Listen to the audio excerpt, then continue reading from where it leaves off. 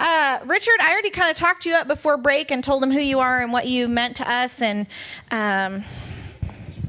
just what a special human being that you've been, and catapulting us in our success because we were holding ourselves hostage. And so they asked me what your topic for today was, and I said, I have no idea. It's a surprise every time. And so they're ready for you to pick on them and show them the way. We have a really good group of people in here that have asked a lot of questions and been very participatory. And I don't know, I'm really excited to share Richard with you guys. And some of them have come from Robin events, Connecticut RIA, Ohio. I was at Vina's event. Where else? I don't know. Raleigh, possibly. I know, I can't think. So this is really a whole fresh room of faces for me. And so a lot of them was even like, who's Richard? Do I need to be here for Richard? So they hadn't really heard much about you either. And I'm excited for you guys to meet him and him to meet you. I hope you dig deep and embrace what he's going to help uncover with inside of you that's kind of holding you back from making money in this business, because if it wasn't for him, I don't think we would be as far as we are. We may not even be still working together. We probably definitely wouldn't be getting married. And so every time we work with him, I'm like, I don't know what we'll talk about this time. And then it's just one more layer to the onion. And I'm like, okay, well, we thought we would work with Richard for 3 months and be fixed and ready to go. And it's been 4 years. So there's just stuff we all carry with us and need a life coach along with a business coach, with a mentor to really get all things firing together. So that is my Richard Flint introduction, but Jaden's going to do success versus failure, and then Richard will come on right after her. Thank you.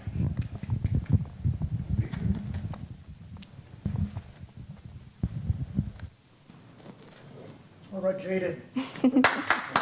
Hello again. So as you all know, the name of this piece is Failure versus Success. So let's go ahead and begin. Failure represents your willpower to try. It shows your ability to get back up again. Failure is the first thing that people see, so make it the last thing they judge you by. Your failures can become your successes. Your success will lead others to your past experiences, leading them to visually see your past failures. But all they will see is that even the greatest have fallen at some point. And at one point, you were not the greatest, but you are the one that kept trying. Your failures can become your successes. Now, success is not being perfect on your very first try. Success is looking past all 1,000 failed attempts to get back up and try again and again and again, and to keep trying until you finally succeed and everyone knows your name. Your failures will become your successes. Yes, when you fail, you will have this horrible feeling of disappointment. But you have to know this feeling to be able to overcome it. That way, when you finally do succeed, you will see the difference between failure and success. Your failures will become your successes. If you can picture it, you can dream it. If you can dream it, you can become it. If you can become it, it can become your reality. Your failures can become your successes. Thank you. All right.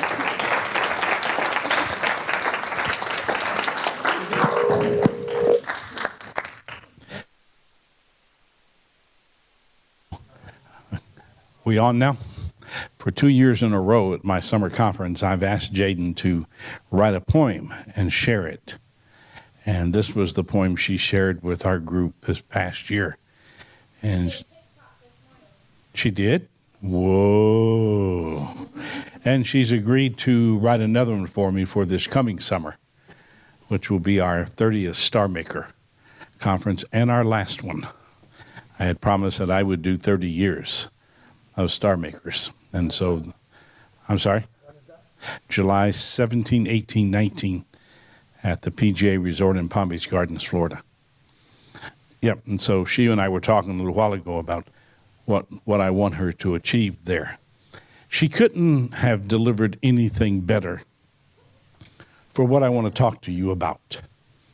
And this is going to be fun for me because I wrote this program about 4 weeks ago, and you are my guinea pigs. And what I want to talk to you about today, I think, is a really important topic. Becoming the authentic you. You know, it's interesting to understand, how much do you know you? Do you ever surprise yourself? You ever had a thought and you told yourself, I have no idea where that came from? Because the reality of life is this. Every one of us have a story. That story is what you build your life on. That story is a part of your yesterday that you keep evolving with today. You know, the interesting thing is, yesterday can be either a curse or a blessing, depending on how you use it. I meet people who use their yesterday as the reason that they can't. I meet people who use their yesterday as the reason that they are. So it creates an interesting thought pattern about 3 things. Who are you? It's interesting because I'll ask people all the time, who are you? And do you know how challenging it is for some people to answer that question? They will sit there and have to study and think about it. Who are you? What's the purpose of your life? And so many times the answers I get when I ask that question is I get a very shallow answer. Because the purpose of your life is where your self-motivation comes. If you can't answer the purpose of your life, and the purpose of your life is never to make money, that's shallow. Because making money is a result of understanding the depth of your purpose. What's the purpose of your life? Why are you on this earth? And are you you, or are you someone that's lost in the opinions of others? You ever had people tell you what you ought to do with your life? You ever had people not understand what you choose to do with your life? And isn't it amazing? There's always someone around our life who wants to write the script for our life. And the interesting thing is, they don't know you. And what's really happening is these people are wanting to do one thing: control you. And if other people control you, you can never be authentic. All of us have a story. And that story has created who we are, where we are, what we choose to do with our life. Since most of you don't know me, let me tell you my story. I was born in New Orleans. If you ask me about my real mother, my natural mother, only thing I've ever known about her was that she was a prostitute in New Orleans. And I was the result of a one-night stand she had with some guy. You could see my birth certificate where it says father, it's blank. No idea who he was. When I was basically 2 weeks old, I was given away to another family because my natural mother didn't want me. And the home that I was given to and adopted into was a very unusual home because I never heard my adopted dad say over 10 words inside our house. My mother ruled our house. You ever seen one of those homes? And if my mother looked at you and went, jump, you didn't ask, how high? You just said, how long do I hang here? My dad was an interesting man in his own way, but no idea what to do with my mother. When I was 12 years of age, my dad walked into our home in New Orleans and told us that he had quit his job and that we were moving to Oklahoma. By Thursday of the next week, we were in Ardmore, Oklahoma. I have 3 sisters. None of my sisters are real sisters. We're all adopted from different families. And throughout my growing, I knew that I was not my mother's favorite. And this was made very aware to me when I was 15, and my mother came to me and told me that if I was to live in her house, not our house, but her house, I had to pay room and board. Now, you're 15 years of age. You think that plays with you emotionally? Because isn't one of the things that every person wants to feel, and we learn it in childhood, isn't one of the things we want to feel is that we're loved? And what happens if you're a child and you question your parents about whether they love you or not? I got a job at an IGA grocery store in downtown Ardmore, Oklahoma. And I would go to school, and then after football or tennis practice, I would go down to that IGA store, and I'd work till 9 o'clock, and I'd call my dad to come get me. I'd been 16 for 2 weeks, and God knows I'm no good with math, and God has a sense of humor, in case you didn't know that. So he gave me one of the easiest birth dates in the world. I was born 2/3/4/5. And it's the only way I ever remember it. And I'd been 16 for 2 weeks, and I called my dad to come get me just like I always did. And Dad drove up in front of the grocery store, and I started to walk over and get in the car just like I did every night. And my dad opened the car door, leaned across the top of the car, and said, "Richard, wait a minute." I didn't know what was happening. And my dad stepped behind the car, and when he stepped into a street light, there was just fear that ran through me. Because my dad was carrying something. What he was carrying was a suitcase. And he walked over where I was standing, and he set the suitcase down beside me. And I was informed that that night, my mother had made the decision that I could no longer live in her house. To this day, I still remember the look on my dad's face.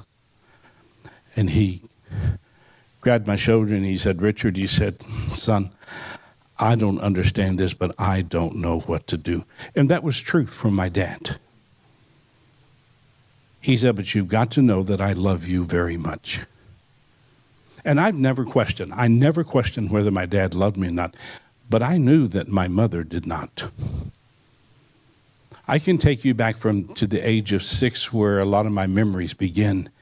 And from the age of 6 to the age of 16, there wasn't a day in my life that my mother didn't make one of 3 statements to me. "You are the stupidest kid I've ever met." Now, parents don't lie, right? So if that's what she says, that must be true. Or my mother would say to me, "You'll never amount to anything in life." Or the one that would rip my heart out. "I'm sorry we ever adopted you.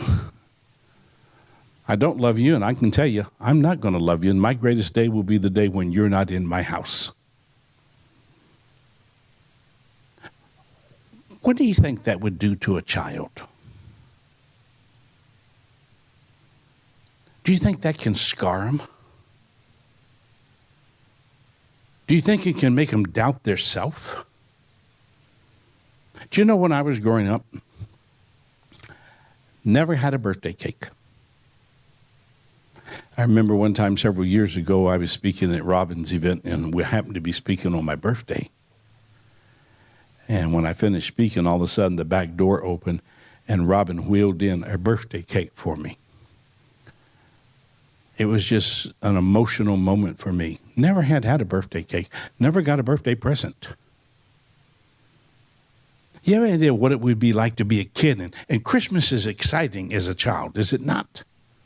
And you come down on Christmas morning and you're watching your sisters and they're ripping open all these presents, and there's nothing under the tree with your name on it. My mother was making a statement, was she not? That night when I was 16, my dad didn't walk back to the car. He ran back to the car, and for what was probably only a nanosecond, to me it was a lifetime.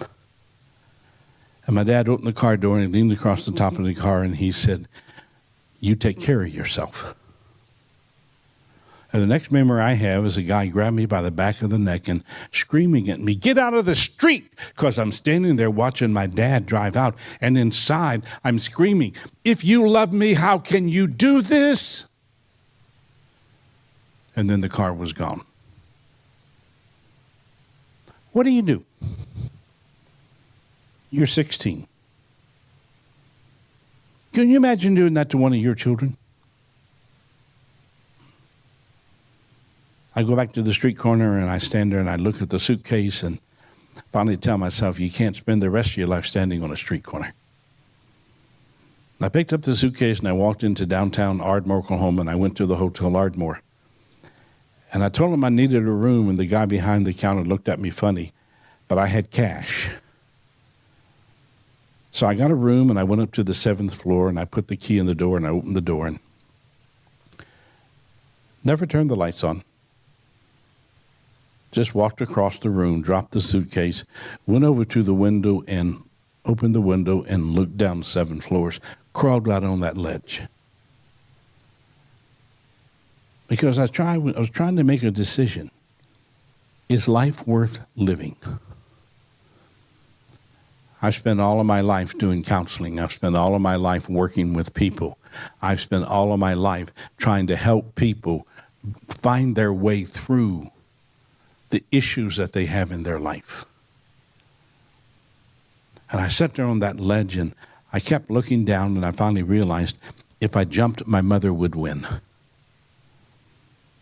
And you know what brought me back in? Wasn't about to give the lady that victory in her life. Next morning, I pick up the phone and I call a guy that I know. His name was Troy Howe, and he was one of 3 men that God put in my life to hold me up when I wanted to just stay down. I told Troy what had happened, and he said, "You wait there, I'll be there as soon as I can." And his 2 kids were my best friends. And about 25, 30 minutes later, Troy was there, and after 3 hours, he made me answer the one question I didn't want to answer. "What are you going to do?" And I told him, "I'm not going back home." So Troy helped me find a room with a lady who was the editor of the daily newspaper in town. And I rented a bedroom from her, and I paid her $5 a week to live in her house. Every morning I would get up, I'd get ready, I'd go to school, I'd go to football, tennis practice, I'd go to that IGA store, and I'd work till 9 o'clock, and I would go back to her house. And I'd go in and I'd sit at her dining room table doing my homework until I couldn't keep my eyes open. Because I know that when I went into that little dark bedroom, I would crawl in that bed and I would cry myself to sleep. Do you know what an emptiness I felt? My birth mother didn't want me. My adopted mother didn't want me. It must be me. And do you know what that did to me? I had no belief in myself. Sure didn't trust me. And I had no faith in life. I was good enough that I got a scholarship to college. I would have never been able to go without it. And when I was a sophomore in college, I made a decision. I had to confront my mom and dad. You have any idea how frightening that was? But it was one of those times when I learned one of the philosophies that I hope that you never forget. Anything you don't confront, you validate. I bet there are things that you've had in your life that you've needed to confront, and you've avoided it as long as you could. And I bet he's the only one, right? If I spent time with you and I took your life apart, would I find any things you need to confront that you keep excusing just because of the fear you have associated with it? It was 62 miles from my dormitory to my mom and dad's front door. Longest drive I've ever made in my life. I got to my mom and dad's house and I did slow down. You ever had a moment in your life when fear was so great that your heart was just pounding?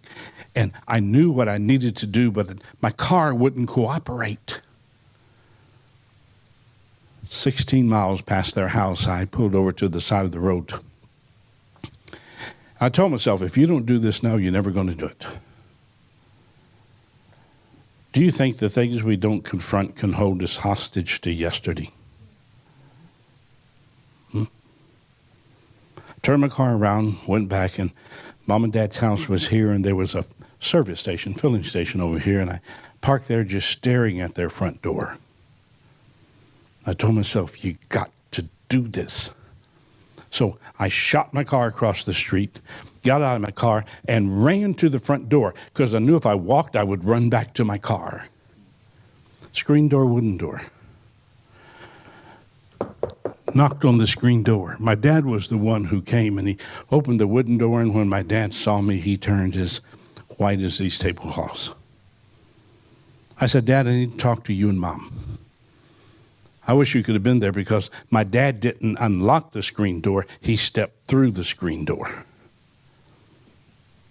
and didn't realize what he's done until he had to fix it. But with one hug, he told me everything that had been pent up inside him. And the guy literally carried me into the living room, just babble, babble, babble, babble, babble. I can't tell you anything he said. But I remember him pausing and realized my mother wasn't there. So he sort of hit himself on the forehead and called for my mother, who was in the kitchen fixing breakfast, to come see who was here. And my mother walked from the kitchen, stood in the doorway between the kitchen and the living room, never took her eyes off of me. And if looks could have killed, I would have been dead. She took her hand, untied her apron, let it fall to the floor, took her other hand, reached over to where her purse always sat, picked up her purse, took out her car keys, walked out the back door, got in her car, and drove off. And I never saw her again. Do you think I've had a challenging life? You think sometimes it's hard to really reach deep inside yourself and find yourself? Because most of us live a life where we give our life to other people to design. You ever seen two people get married and one gives up who they are and the other one just takes over?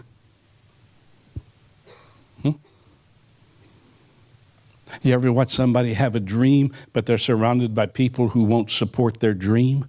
And is it hard to have a dream when you don't have support?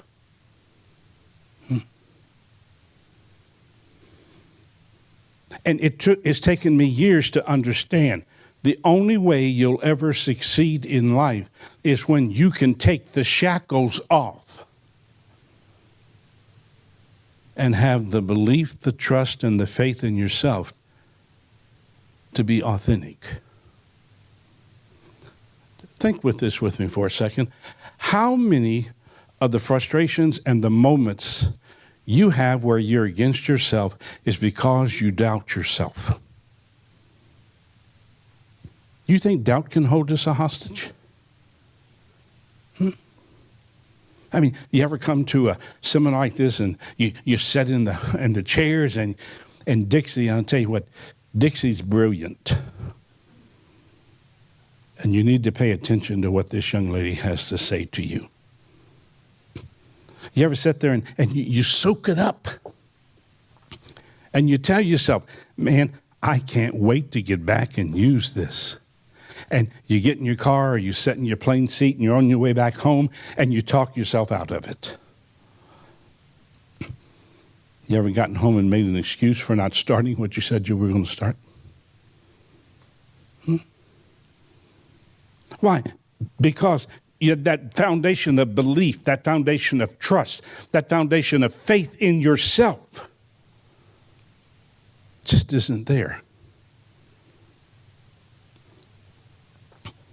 When my mother died, I had to make a choice. I was teaching at Ohio University in Athens, Ohio.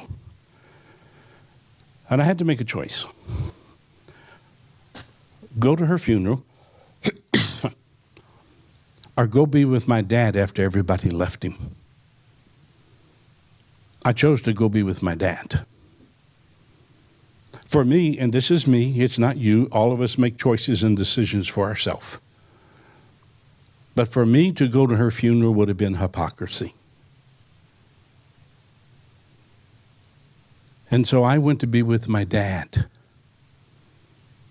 And for the last 5 years of his life, he was my very best friend.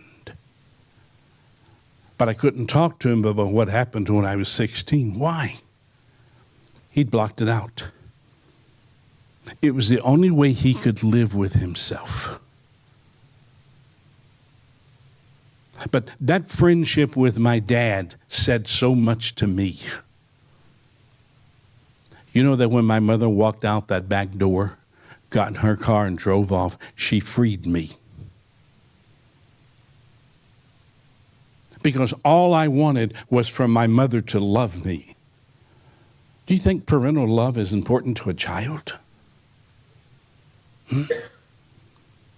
And if I'd gone to her funeral, I would have wanted to have shouted her, "Look at me. You said I'd never amount to anything in my life. Look at me. I got 2 PhDs. Look at me. You're never going to do anything. Look at me." At that time, I'd written 5 books. Now it's 19 books. Look at me. Because most of us are not held hostage by today. We're held hostage by the things from yesterday that we've never let go of. And do you think sometimes it's challenging to let go of yesterday? The greatest journey you'll ever make in your life is the journey when you become comfortable in your own skin. You see, I lived thinking I had to prove myself to everybody. And do you understand? If you have to prove yourself to someone, they own you. Because as long as you live having to prove, you'll never be authentic. If you got to know me today, I'm probably one of the most self-confident people you'll ever meet in your life. I throw parties and I'm the only one I invite. God, they're great parties. Why? Because I'm comfortable with me. And I'll tell you that I'm more than just love me. I'm in love with who I am. Because when you're in love with yourself, you have that freedom. You know who you are. You know what your purpose is. And you know what? I don't get lost in the opinions of other people. Why? Because I know my purpose in life. I know what God put me on this earth to achieve. And I strive for that every single day of my life. So here's our thought. If you don't know who you are, how can you become the you were placed on this earth to be? It's your life to live and decide until you decide to give control of your life away. There's some of you in this room, you've got the talent to do this student housing business. You've got the desire to do it. But you know your challenge? You don't really trust yourself. The book I'm working on right now that I'm having fun writing is entitled, "So What's Your Excuse?" Because every time you don't do what you know you need to do, you have to have an excuse not to do it, don't you? So if you and I talk face to face, would I hear any excuses?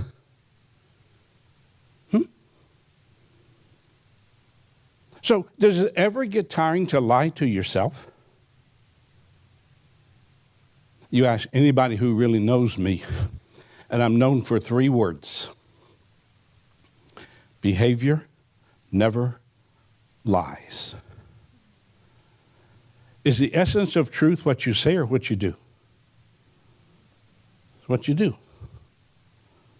You ever not been able to face yourself in the mirror because you knew you weren't being honest with yourself? You ever left here with good intentions, or you go to a conference and you leave with good intentions and you get back home and you excuse yourself? And aren't excuses easy to make? Huh? And by the way, every one of you in this room, and it varies from person to person, but every one of you, including you, has a major excuse you use over and over and over again in your life. And the reason you do that is because no one ever challenges you. But isn't an excuse in many ways just another form of you lying to yourself?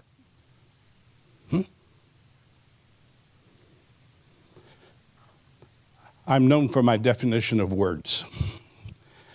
Of my 19 books that I've written, 3 of them are dictionaries. There's 2 more volumes of dictionaries to come out yet. These are from my dictionary on human behavior. And these words become critical for what I want us to do. Life.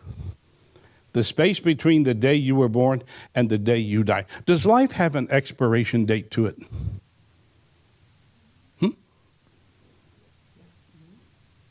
You think it's ever come, the expiration date has ever come as a surprise to some people? Huh? And what you do between the day you were born and the day you die, that's your choice, is it not? So you either live your life trapped in your excuses, or you are free to challenge yourself to be the person you were put on this earth to be. Growth. Each day putting one foot in front of the other. Have you ever tripped yourself? Do you know how you do that in life? You make a statement and then you doubt yourself, so when you try to go forward, you trip over yourself because you know you're not going to do it. You, the person you see yourself as. Do you know the worst day he'll ever have in his life? And it will be absolutely the worst day you have ever had, Brian. You're talking to yourself in the mirror, and the person in the mirror leaves before you finish the conversation. That's a bad day. And you, it's not what other people say, it's what you see yourself as. Have you ever limited yourself, William, because you looked in the mirror and what you saw, you made excuses for? And he's the only one in the room, right?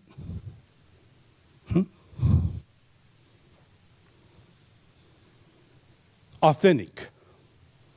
The you are at the core of your beliefs. Every one of us in this room, every one of us has a core in our life. And that core is what we build our life on. And those cores are what we believe. Now, what's right for Joe's life may not be right for mine, but those are his core. You have the same thing. When your life falls apart, it's when you step across your lines in the sand. And every day that you excuse, every day you work against yourself, you change that line in the sand. And every time you step across that line, you're less than who you were.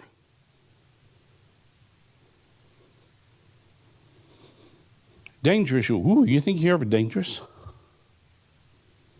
The person you are when you go against your core beliefs. So, can we play a little game? What makes you dangerous to yourself? Checklist. Ready? Okay. Number 1, making decisions you know are wrong. Guilty or not guilty?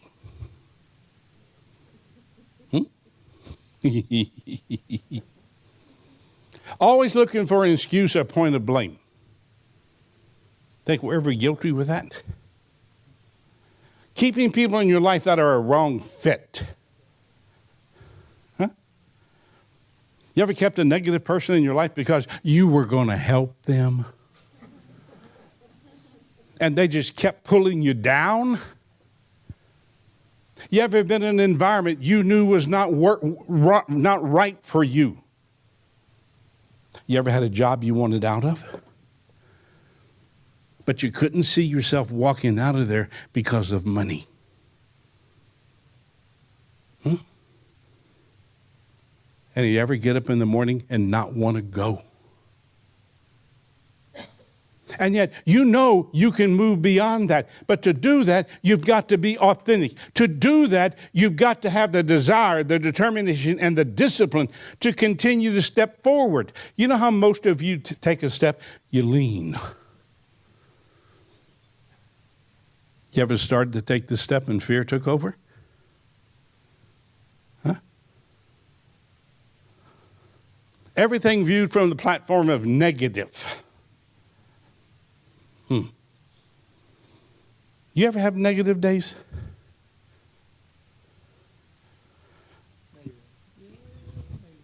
You ever get down on yourself?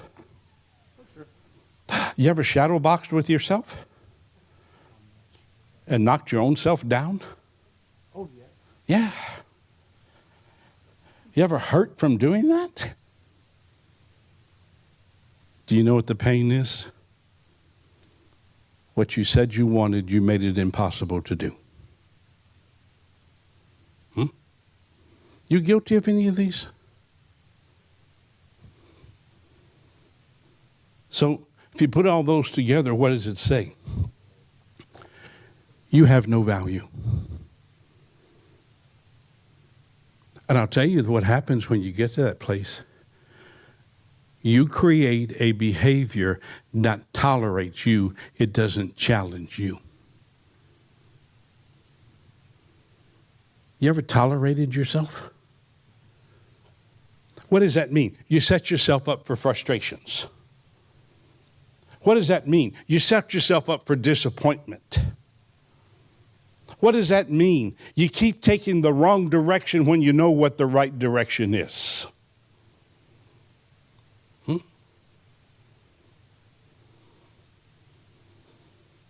Accept it or not, and this is one of the toughest philosophies I have that people argue with. Right or wrong, whatever you think, it is true. You are exactly in your life where you want to be.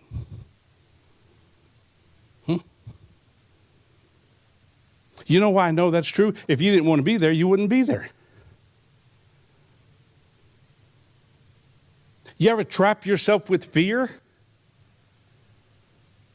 And have you ever noticed that when you're trapped with fear, you're held hostage by doubt?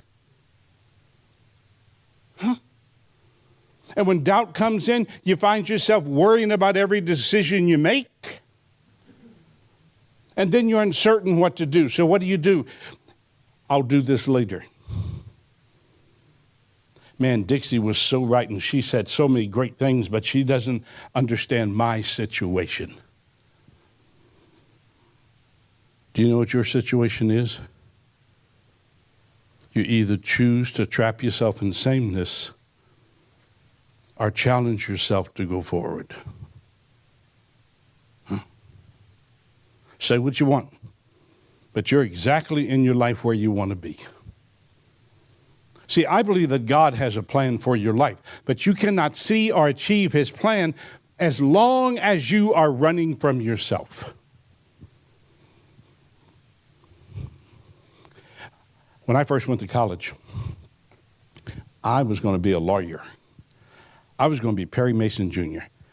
Woo! And my sidekick was going to be Ben Matlock.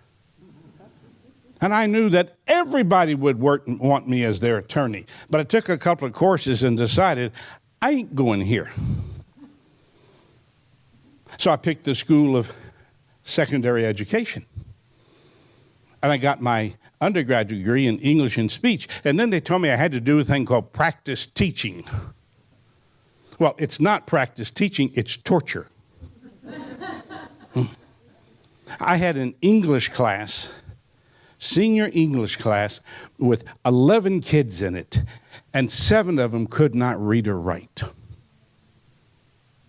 And I told the principal, we can't pass these kids. We have to, because if we don't pass them, we're going to hurt them.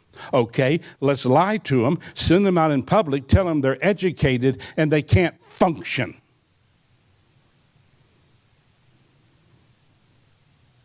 Folks, we don't have a lot of education in this country anymore. I decided I didn't want to spend my life in a classroom lying to kids. So I went on, and I went to Southwestern Seminary, and I got my master's in ethics.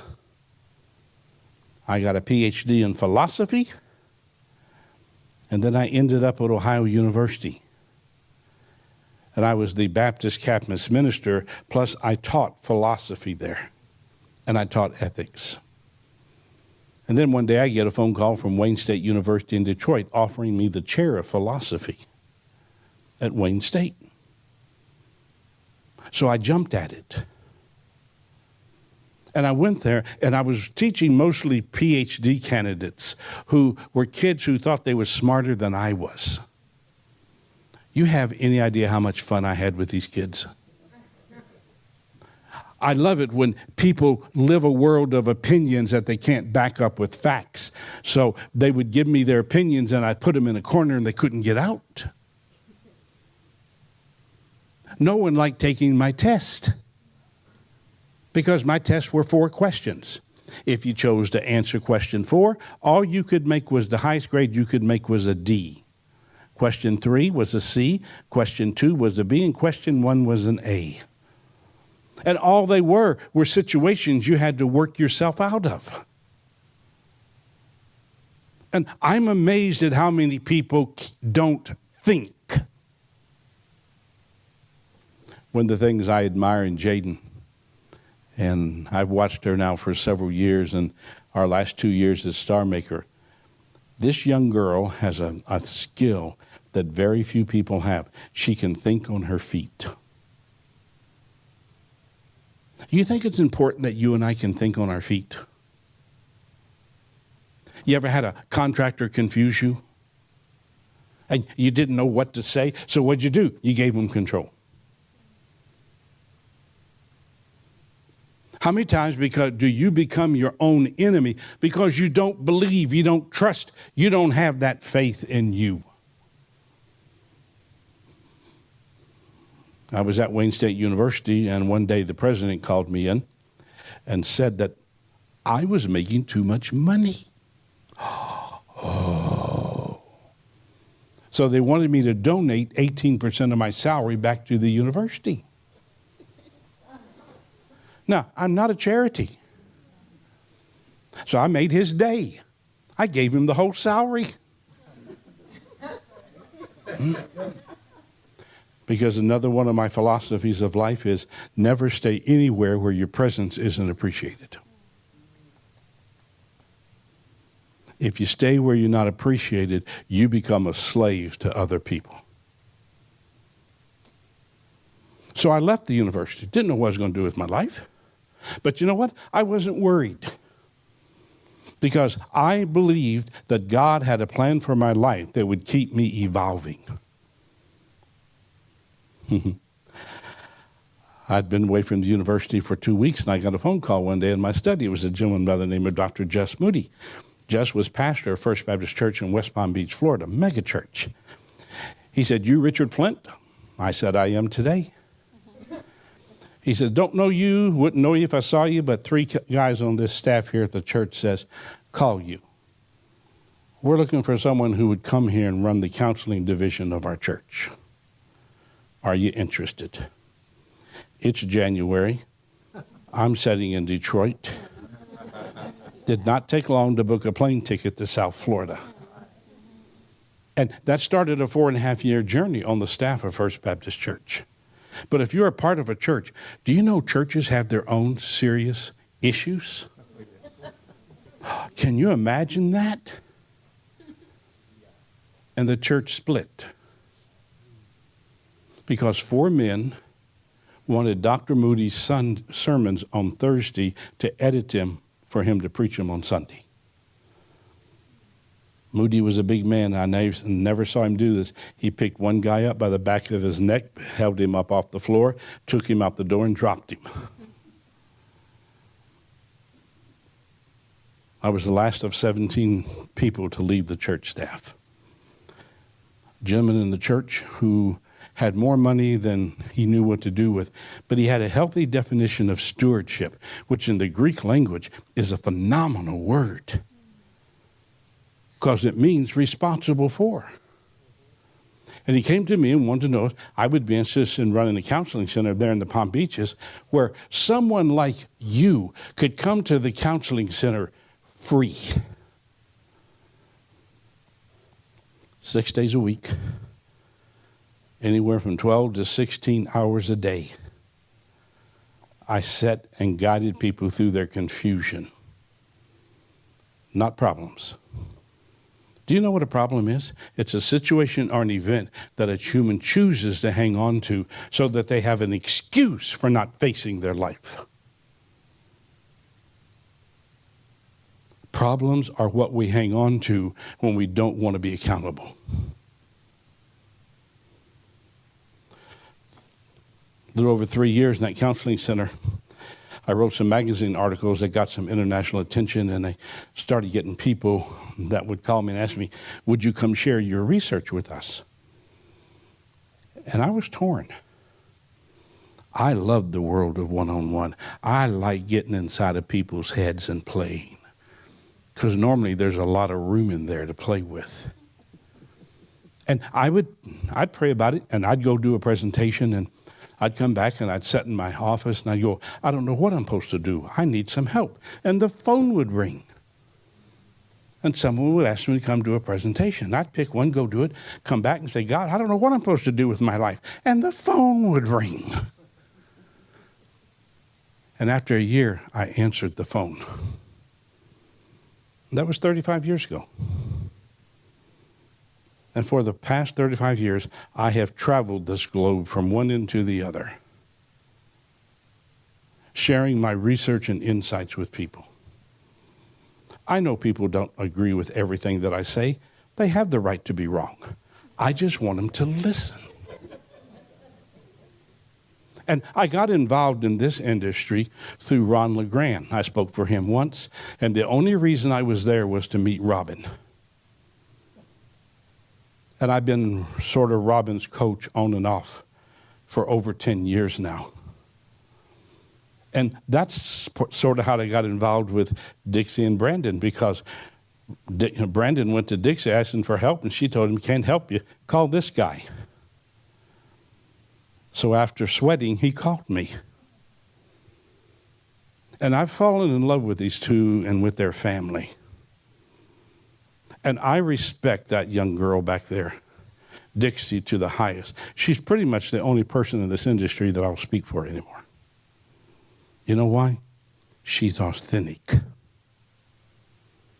It's no show. And I've watched that guy there lose more of his hair, and I've watched him as he's grown and tackled himself. Do you know what's so good about Brandon today? He's getting closer and closer to being authentic. And do you understand that you'll never understand happiness? You'll never understand fulfillment. You'll never be free until you understand what it is to know the plan and work to become the authentic you.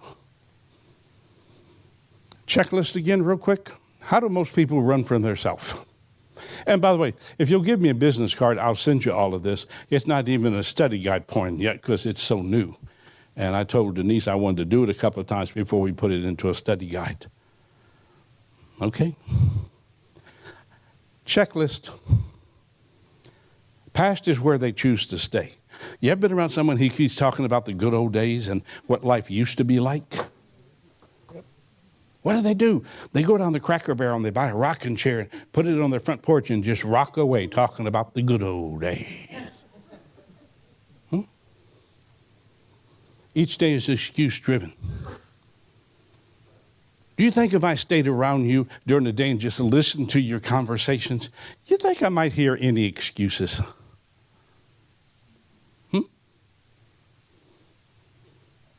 And by the way, have you ever noticed that one excuse has to create another excuse because you wear the first one out?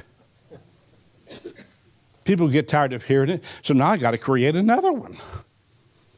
Opportunities turned into obstacles. It's right there. What you said you wanted is right there in front of you. But because of your fear and your lack of trust and faith and belief in yourself, you turn it into an obstacle. Probably a word that none of you ever do, procrastinate with what they know they must do. I mean, you don't ever procrastinate, right? I mean, do you think if I came around your life, I'd find any stacks of things you need to get to that are still just stacks? Does he have them? Oh. I love audience participation. And by the way, procrastination is the number one self-destructive behavior there is. Listen to the soothsayers and believe them. You know that if I don't trust me, I'll go find someone who agrees with me even though I'm wrong. Wouldn't do that, would you? Extract the wrong from the right. So, if you really want to be successful, it must begin with you being the authentic you. So, here's my gift to you. 9 laws, not principles. You know what's interesting? I can interpret a principle and make it say what I want it to say. But a law is the foundation. You build on it. You want to be authentic? You ever get tired of playing games with yourself? And I'm serious, you ever get tired of lying to yourself and to other people? You ever had someone in your life that everything is what they're going to do tomorrow? Have you ever just wanted to just stop listening to them? You ever lost respect for someone who never does what they say they're going to do?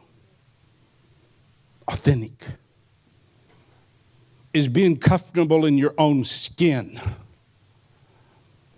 Now, do you think there's a price tag to doing that?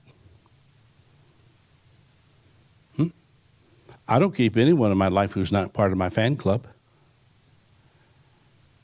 Anybody who's not a fan is a critic. You ever had someone in your life that constantly was criticizing you? Oh, and they do it in this way that makes it sound so nice. Now, I don't want you to think I'm picking on you. But I think there's some constructive criticism I need to share with you. Psychologically, do you know what constructive criticism is? I want you to sit there and I'm going to beat you up and down and bruise you every way I can, but I'm going to do it, brother, because I love you. Thank you, sir. And when I finish, I'm going to throw him away. I'm going to throw him away. You know what I learned in doing counseling? Most people want honesty as long as it's not honest. This is a serious, serious question. Do you want people in your life to be honest with you? Do you think they're always honest with you? You ever had somebody come to you and go, now be honest with me? And you thought, really? I have been waiting for this day. So you zap it with honesty, and what's their response? Oh, not that honest. Don't you ever forget this. Honesty that is shared that I don't want to hear, I turn into criticism. You ever been honest with somebody and it comes back from somebody else that you were criticizing them?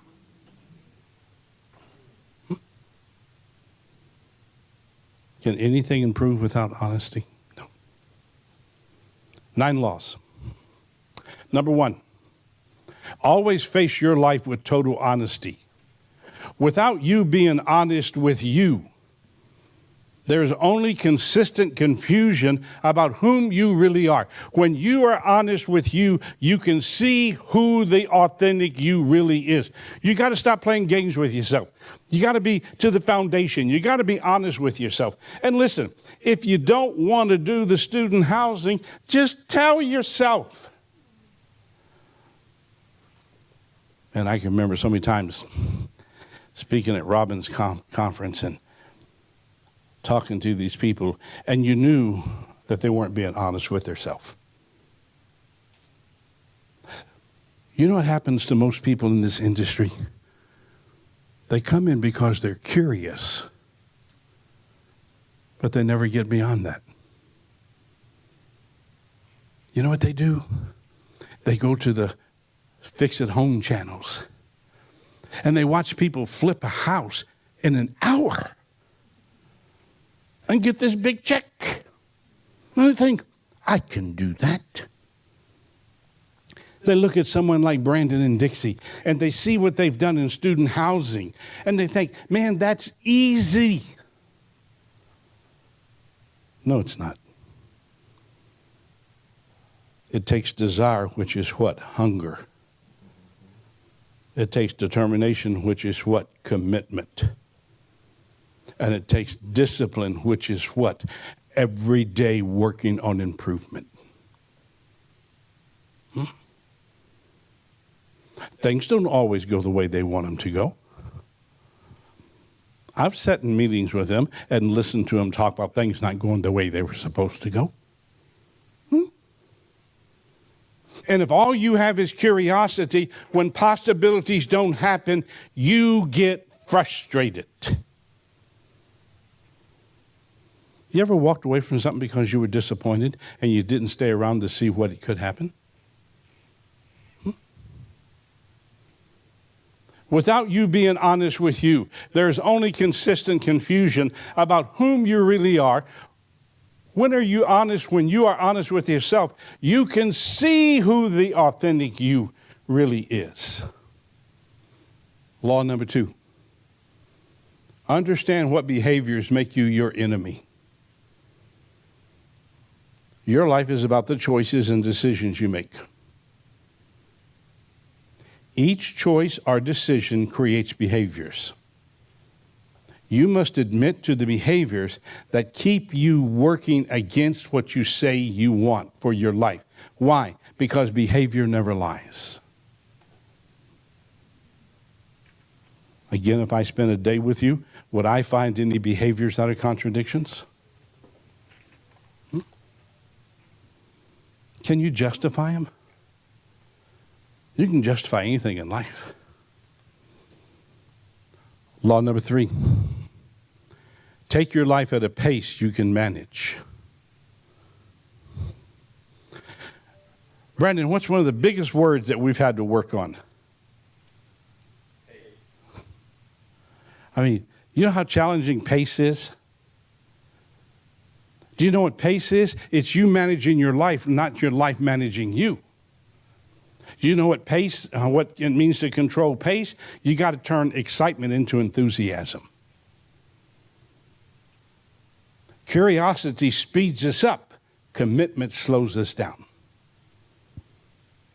And most challenging thing I have to teach anybody that I work with understand is the concept of pace. You ever had a day, and I'm sure you're too mature and you would never do this, but you ever had a day, William, that you've been so busy being busy that you didn't get anything done? Every day. I told Dixie he knows. Yes. Yes. Yeah. You work against yourself? Do you do to-do list? I try. Try. Don't like the word try. Try comes from the Latin word, which is doubt. See? Take that word try out of your vocabulary. And stop doing to-do list. You ever done a to-do list and not got to it? You ever had a to-do list and you had one thing on that list you told yourself, I got to get this done today, and at the end of the day it was still there? Yes. Oh. Don't do to-do list, do to achieve list. To do is emotional, to achieve is mental. Your mind wants to complete. Your emotions many times want to continue.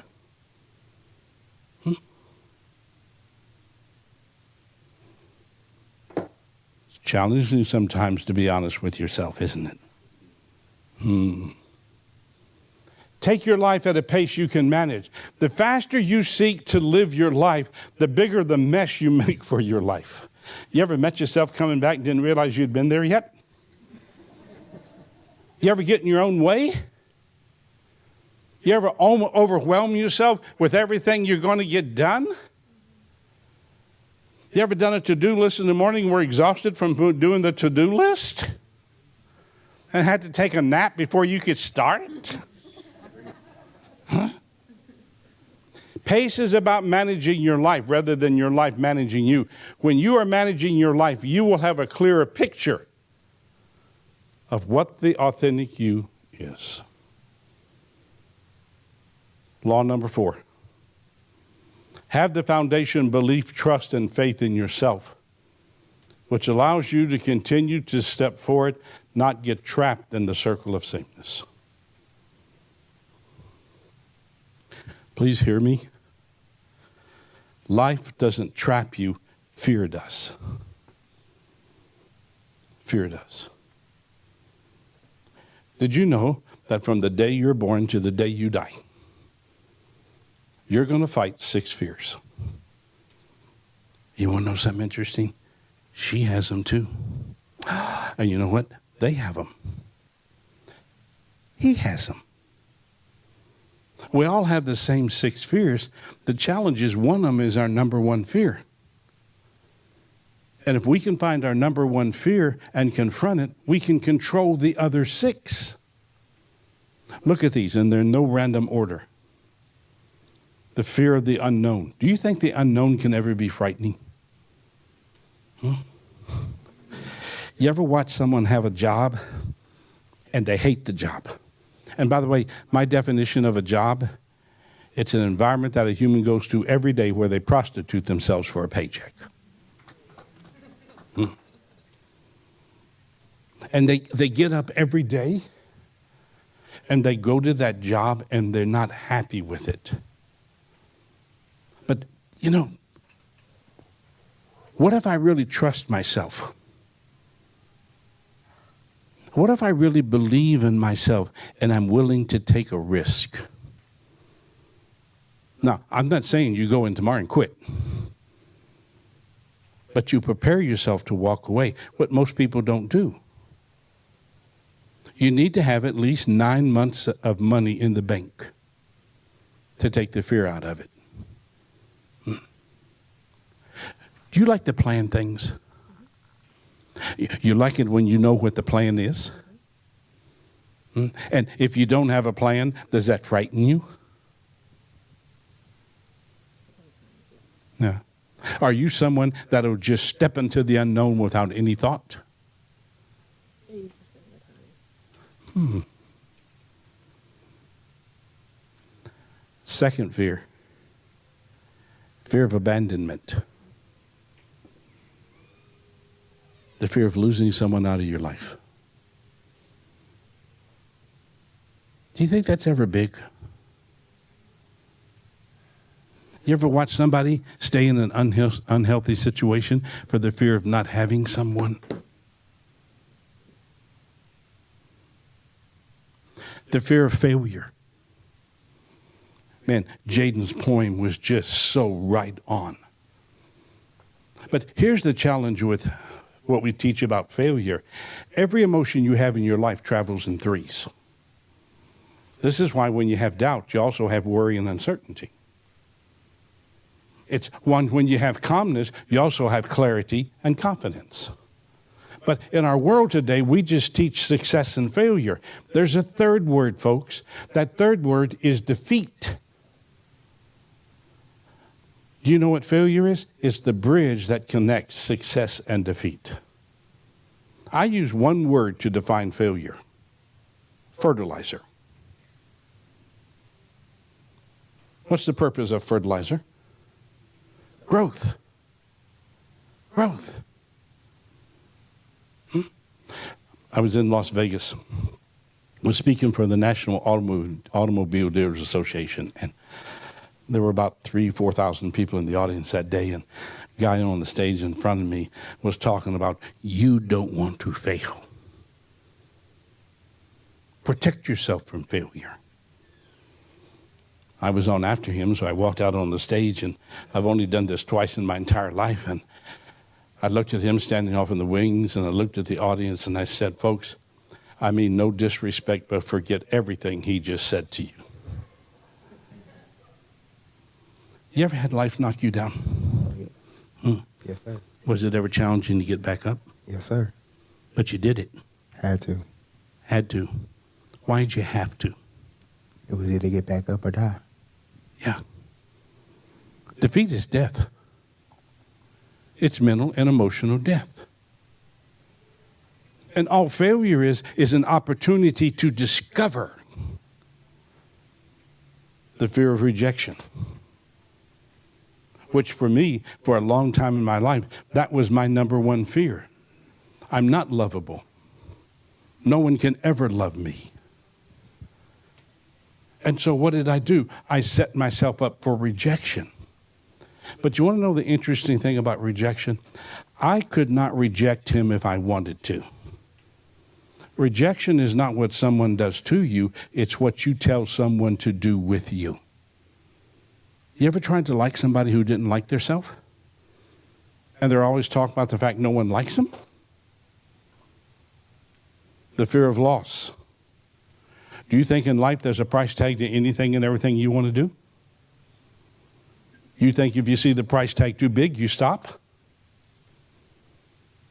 Then the fear of success. Number one with young people today.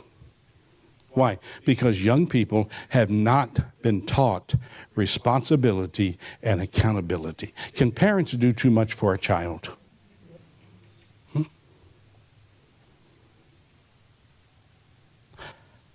I had a father bring his son to me, 10 and a half years of age. Asked me to help him with his son. I told him no. Here was a 10-and-a-half-year-old young man, every Monday morning got his weekly allowance in his hand, $500 cash. 10 and a half, want to be adopted. Oh, and by the way, by Wednesday, he's broke. No drugs, no alcohol. What did he do? He bought his friends. Who taught him that? His dad.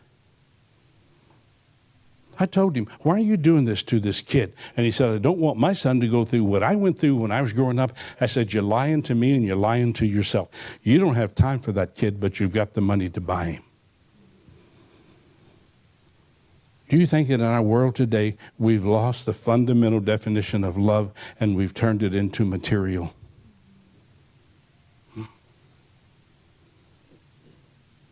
How important is it that someone feel loved? Turn me loose and let me talk about anything I want to talk about. I'll talk about family. In fact, every other year I do a marriage seminar. And it's not about what's wrong with marriage. Like this coming year, 2020, our theme is tweaking your relationship. Every relationship needs tweaking, doesn't it? Because you know what happens?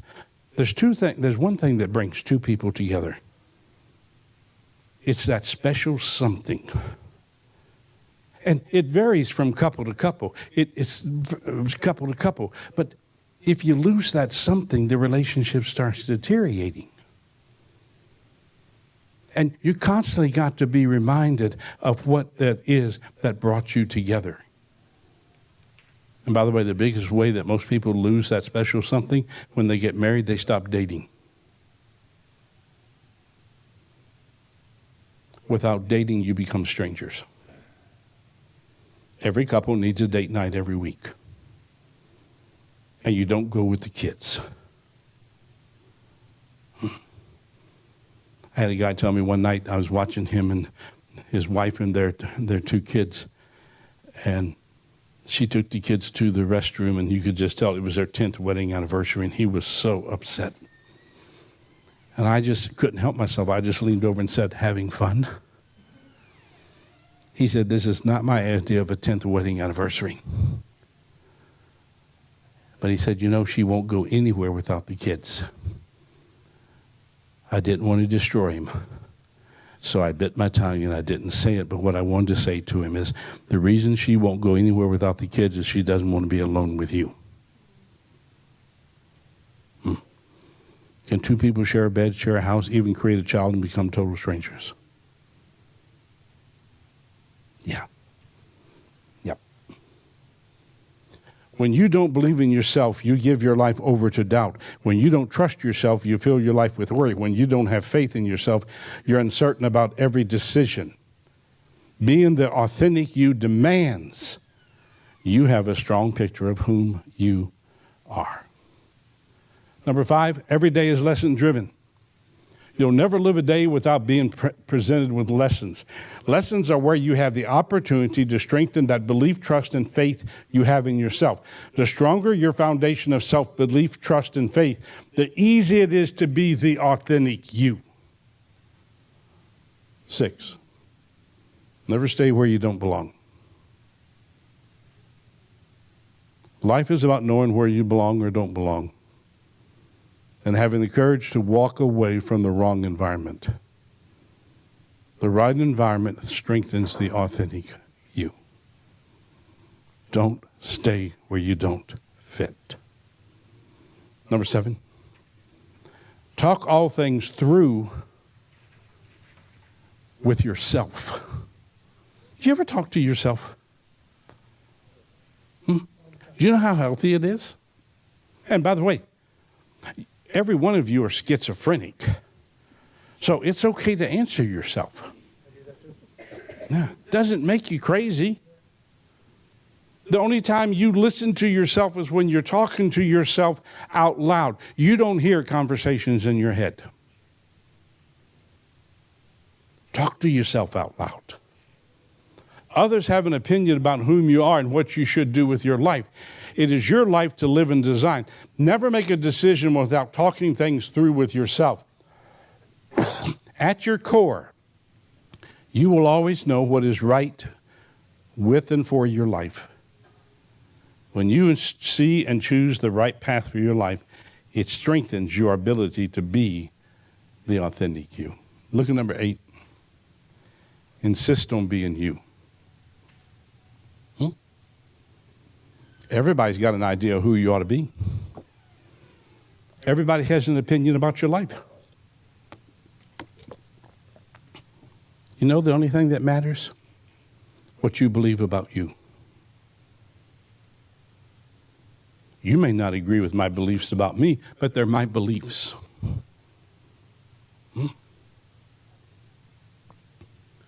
You're either the director of your life or an actor in someone else's play. The only place you will be authentic is when you are being you. That is strengthening your talents.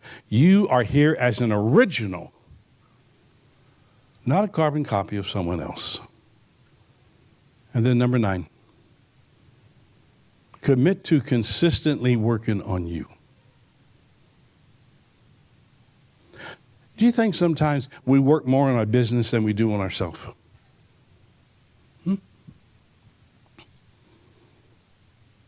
My gift to life is providing you with understandings that will help you strengthen you.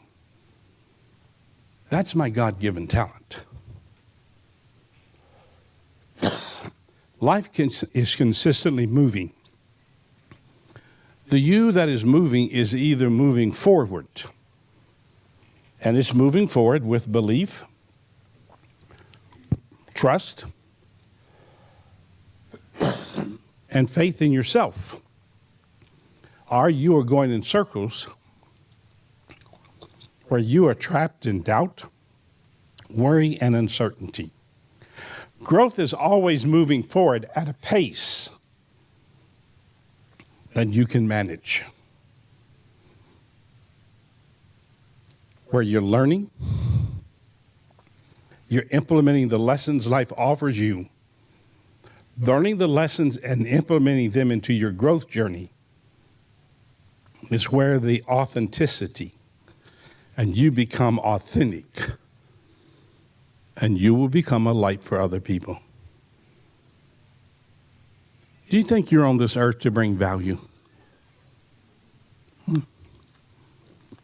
Folks, the greatest compliment of being authentic is when you have a presence that is present when you're not present. It's the greatest statement there could be about your life. A couple of things, I'll give you one more thought and then I'm done.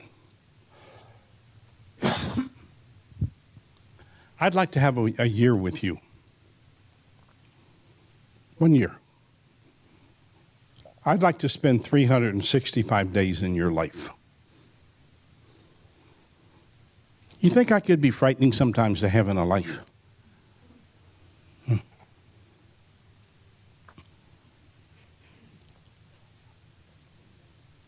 I want to help you become better, stronger, and become more resilient in yourself. And all I'm going to ask you to do is invest $1 a day with me. Here's how we do it. I have put together a personal development series. That's 12 months, and every month I'm going to send you an MP3. You know what an MP3 is. It's what's replacing CDs. And every day, every month, I'm going to send you one. And there's an order by which they're going to come to you. First one you get is entitled, Don't Quit. You know what this is about? How to lose the doubt in your life. How to learn to trust you. Do you know that until that happens, you're trapped? Second month, Achieving a Millionaire Mindset.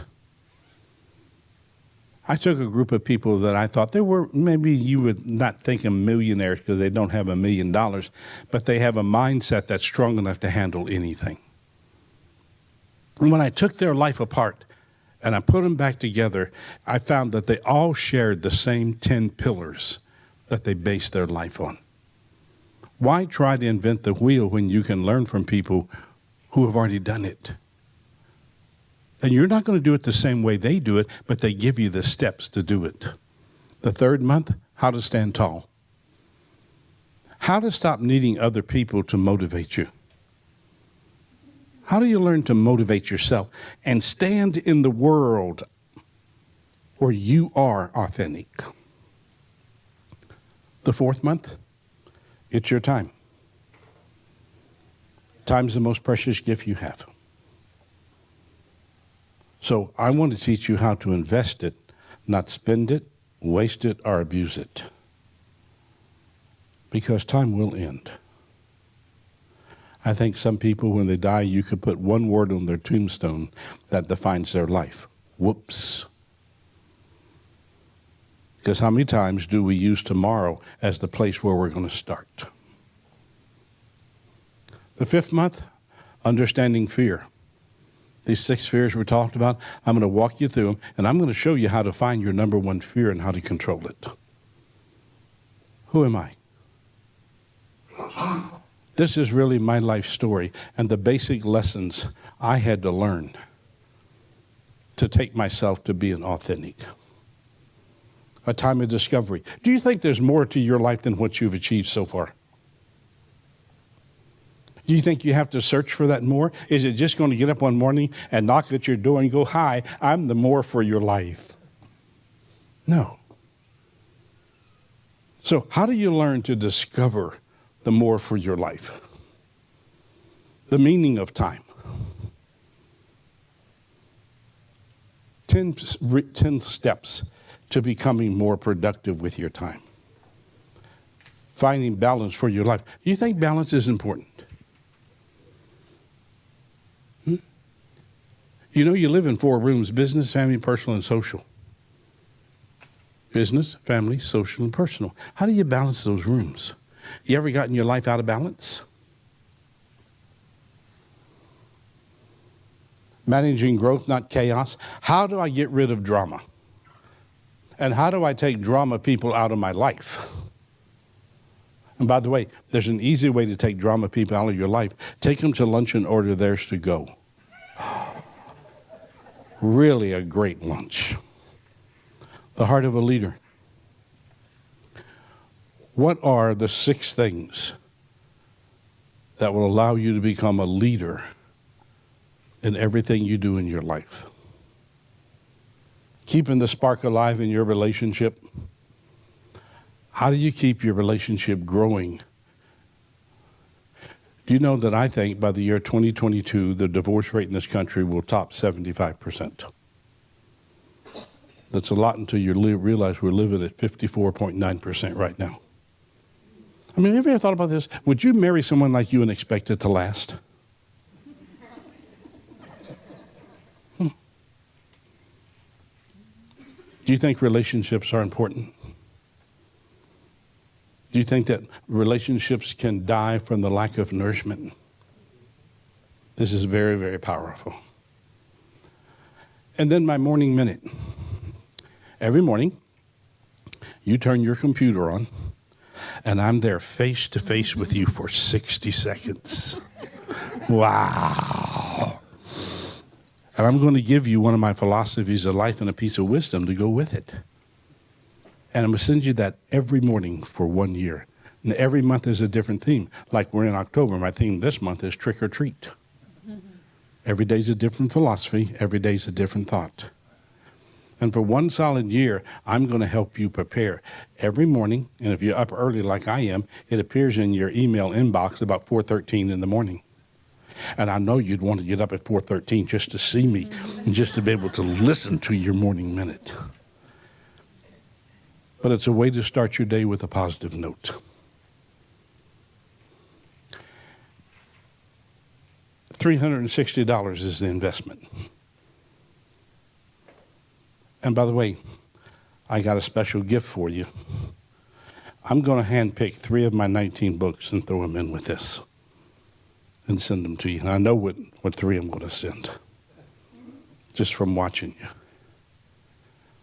But if you're interested, Christy back there has an order form. You would just fill it out. There's a place for credit cards. Be sure you put your email address there, because that's where your morning minute comes to, and that's where your once a month will come to. But it's an investment. It's less than $1 a day.